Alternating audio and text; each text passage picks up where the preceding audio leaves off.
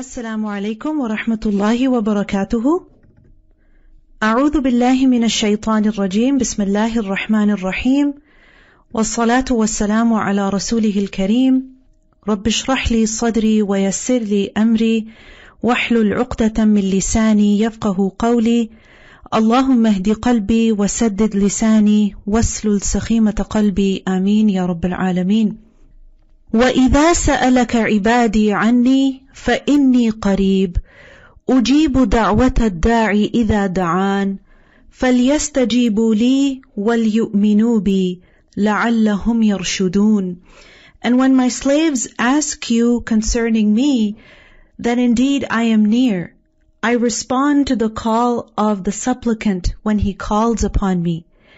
So they should also respond to me, and they should believe in me in order that they may be rightly guided. Dua is a way of drawing close to Allah subhanahu wa ta'ala.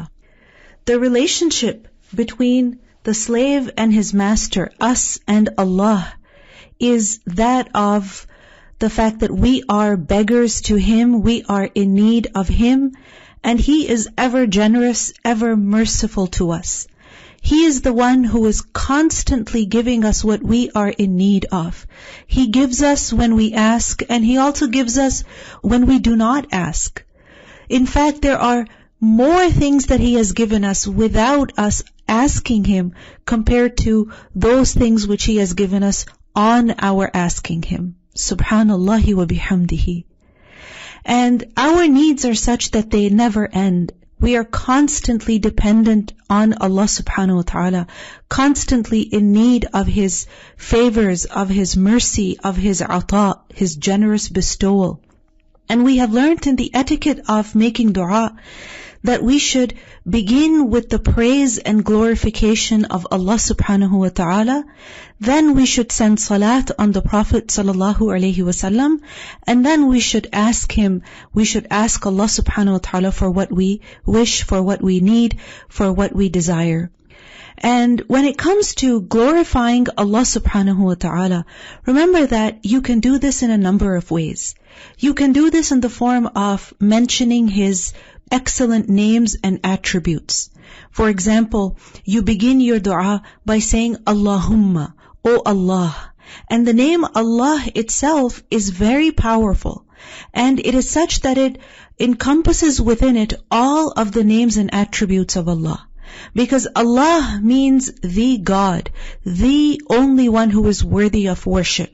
So who is the actual true God, the one who is worthy of worship, the one who is perfect in His ability, the one who has knowledge of everything, the one who has created everything, the one who knows everything, the one who is all-wise.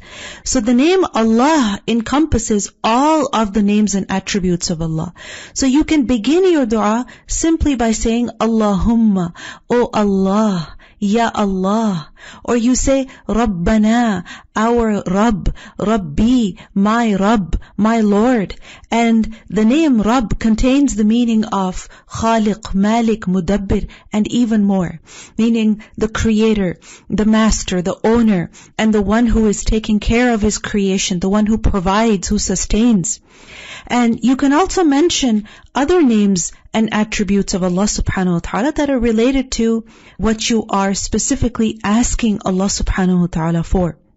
We learn in a hadith, a dua, that Allahumma Ani as'aluka bi anni ushhiduka annaka la ilaha illa anta al-ahadu as-samad alladhi lam yalid wa lam yulad wa lam yakul laka kufuwan ahad.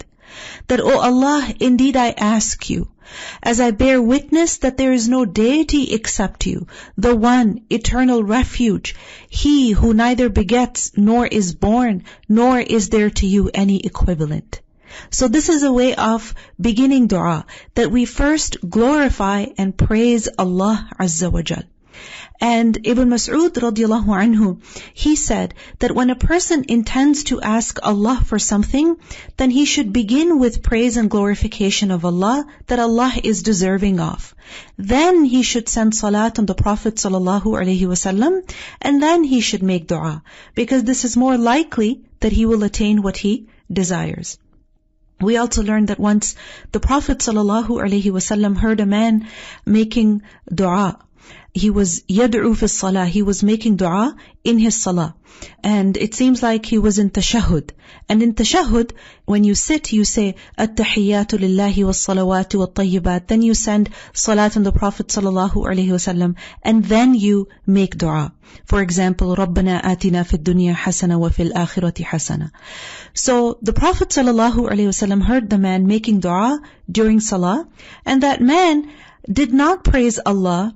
And he did not send salat on the Prophet ﷺ. So the Prophet ﷺ said about him that ajila hada.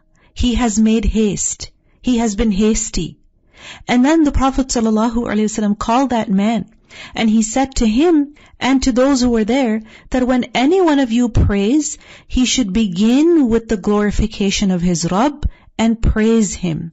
He should then invoke blessings on the Prophet ﷺ, and then he should supplicate Allah for anything that he wishes. So this is the proper etiquette, that we mention the praise and glorification of Allah, then we send salat, and then we ask Allah. Otherwise, our dua would be hasty. And it means that we are rushing. It means that we are being impatient. It means that we are just being greedy for what we desire. Whereas remember that dua is actually worship. It is a form of showing servitude, subservience to Allah subhanahu wa ta'ala. And the real fruit of dua is that you attain closeness to Allah. So if you rush through your dua and you just say, oh Allah, just give me this. You're not spending any time glorifying Allah. You're not repeating the name of Allah. Then you are being hasty.